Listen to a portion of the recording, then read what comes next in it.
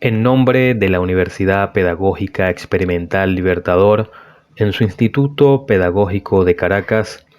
a través de la Subdirección de Investigación y Posgrado,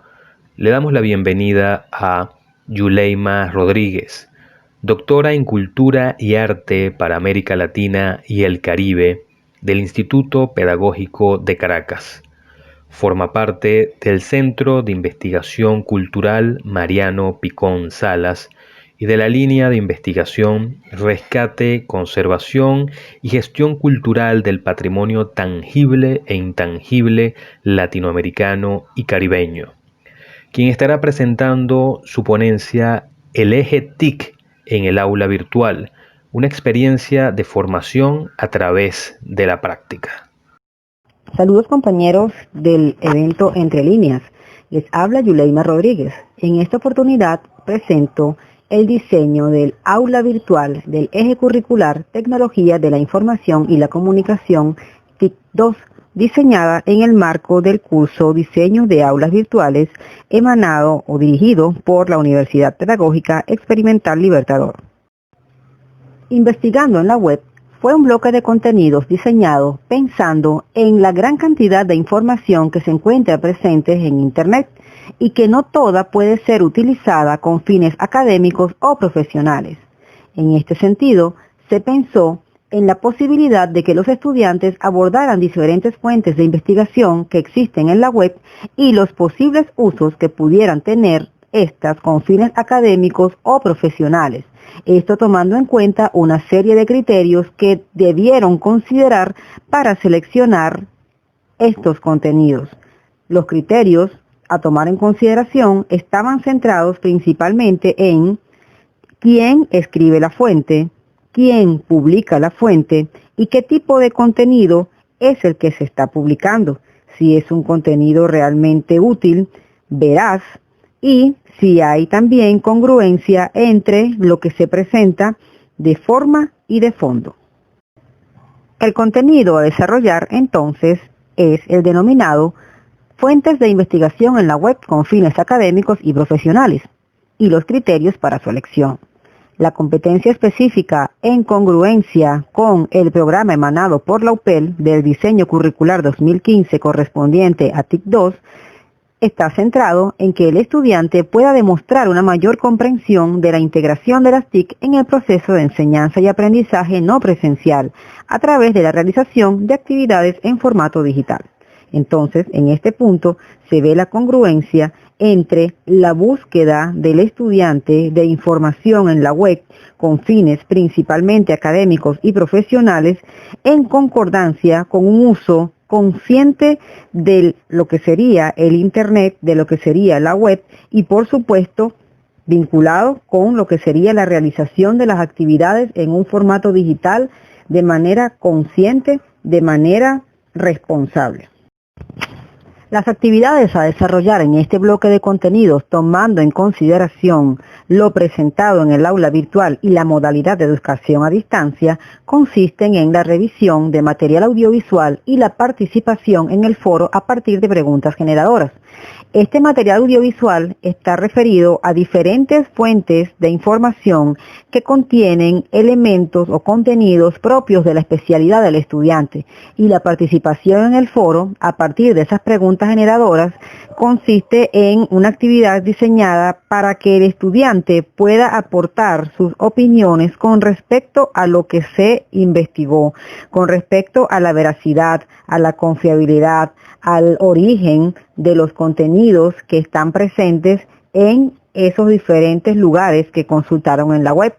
y poder saber si estos pudieran ser aplicables o no desde el punto de vista académico o profesional. La segunda actividad está relacionada con la lectura de materiales adjuntos en el aula referentes al manejo de la información y de la investigación en la web. Y la tercera actividad está relacionada con la elaboración de una guía de criterios para investigar en la web. En este sentido, se busca que los estudiantes hagan una investigación sobre un tema propio de la especialidad con la finalidad de recabar información de diferentes fuentes y que a través de esa guía de criterios de investigación en la web, que tiene diferentes aspectos a considerar para poder considerar aplicable o útil con fin académico o profesional un documento, una información, ellos puedan decidir al final del trabajo, al final de la investigación, si las fuentes utilizadas o consultadas en este caso pueden ser aplicables en su totalidad o no con fines académicos, con fines profesionales y atendiendo estos criterios por qué pudieran ser utilizadas o no. Esto es muy importante porque muchas veces cuando se realizan investigaciones, los estudiantes suelen, por supuesto, buscar en Internet materiales que respalden sus trabajos, pero deben tener conciencia de que no todo lo que se publica realmente puede ser utilizable, tanto para hacer sus trabajos como estudiantes en la universidad o como para poder llevarlos a un salón de clase, poder utilizar ese material de apoyo como docente ya en el ejercicio de su carrera profesional. Llevar un material cualquiera a la clase no sería lo ideal. Entonces es muy importante que en esta unidad el estudiante aprenda a discernir entre qué puede utilizar de lo presente en la web y qué no con fines investigativos, académicos o profesionales. La segunda unidad está referida a los materiales didácticos digitales. En esta se abordarán los diferentes criterios a considerar para elaborar materiales didácticos digitales, así como aquellos aspectos que debemos considerar para su evaluación en caso de que podamos utilizar algún material presente en la web. El contenido a desarrollar es titulado Materiales didácticos digitales, revisión y selección, y está en concordancia con las competencias específicas del diseño curricular 2015 tituladas Evaluación de la calidad y pertinencia de la información disponible en medios y portales web para ser aplicadas con fines profesionales en el ámbito de la docencia y la competencia referida a la demostración de una mayor comprensión de la integración de las tecnologías de información y comunicación en el proceso de enseñanza-aprendizaje no presencial a través de la realización de actividades en formato digital. En las actividades a desarrollar destacan la presentación de una infografía por parte de los estudiantes sobre elementos a considerar en los materiales didácticos digitales para su uso en espacios educativos. Esta actividad se hace con énfasis en la especialidad del estudiante. Puede ser realizada por equipos de 3 personas. Los estudiantes en este punto deben elaborar una infografía o un recurso visual principalmente en donde ellos plasmen qué debería tener un material didáctico digital para ser usado en el espacio educativo, tomando en consideración diferentes criterios que son abordados previo a esta actividad. Se contempla también la lectura de materiales adjuntos en el aula referentes a los materiales didácticos digitales. Ellos deben tener primero claridad de qué es un material didáctico digital, cuál es su definición, los criterios que deben tomar en consideración para seleccionar un material didáctico digital y, por supuesto, como actividad final, ellos evaluarán a partir de esos criterios de selección cuáles serían aquellos materiales didácticos digitales que han seleccionado previa investigación, cuáles serían aquellos pertinentes para llevar a un salón de clases. Así como hay una gran cantidad de información en la web de diferentes tópicos, también existen muchas personas que hoy en día crean materiales, bien sea videos, podcasts, infografías, juegos, con la intención de enseñar un contenido. Sin embargo, los estudiantes deben tener el criterio para poder seleccionar cuáles elementos deben estar presentes o no dentro de un material didáctico digital para poder llevarlo a un salón de clases. Deben tomar en cuenta aspectos como el color, el tipo de letra, el contenido, el objetivo de ese material didáctico, las edades a las que va dirigido, la correspondencia entre lo que se propone como objetivo en el material didáctico y lo que realmente se desarrolla y se logra obtener como resultado, el que no existan propagandas comerciales o de tipo político-religioso que pudieran ser de repente subliminales o claramente expresadas. Ese tipo de información extra que se sale del objetivo principal de un material didáctico, pues no deberían estar presentes y son criterios que el estudiante debe tener en consideración al momento de seleccionar algún material didáctico que esté presente en la web y que desee llevar al salón de clase para apoyar sus sesiones académicas. La tercera unidad es denominada tutoriales. Acá se trabajará con la observación de tutoriales, los criterios para elaborar y evaluar un tutorial, así como la realización de un guión técnico-didáctico que le permita a los estudiantes elaborar un tutorial con contenidos propios de su especialidad. El contenido a desarrollar para esta tercera unidad es titulado Publicaciones digitales con diversos fines, en este caso, los tutoriales, que está en correspondencia con la competencia específica que promueve que el estudiante logre analizar las consecuencias sociales y culturales de la inclusión de las TIC en los procesos educativos.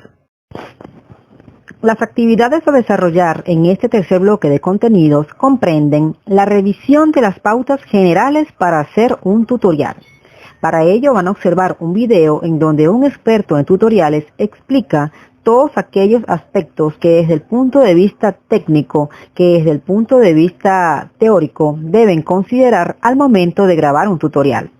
También deben realizar la lectura de materiales referentes a los tutoriales, qué es un tutorial y cuáles son aquellos criterios que deben considerar para elaborar un tutorial. Otra de las actividades comprende la selección de un tema de la especialidad propia del estudiante que les permita realizar una búsqueda de 10 tutoriales que estén relacionados con ese tema propio de la especialidad para hacer un registro de los mismos a partir de criterios técnicos y didácticos. En este caso, hay una serie de criterios que los estudiantes deben considerar desde lo que sería la forma y el fondo, o sea, el contenido de estos tutoriales propios de la especialidad, de un contenido de la especialidad, para decir, en este caso, si estos tutoriales pudieran ser utilizados o no para enseñar el contenido, el tema de la especialidad que se escogió previamente. También se comprende en este tema lo que sería como actividad la lectura de un material referente a la evaluación de los tutoriales.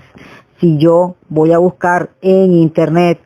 un tutorial que puede explicar un tema de mi especialidad, debo tener en cuenta una serie de criterios para poder seleccionarlos o no con fines académicos.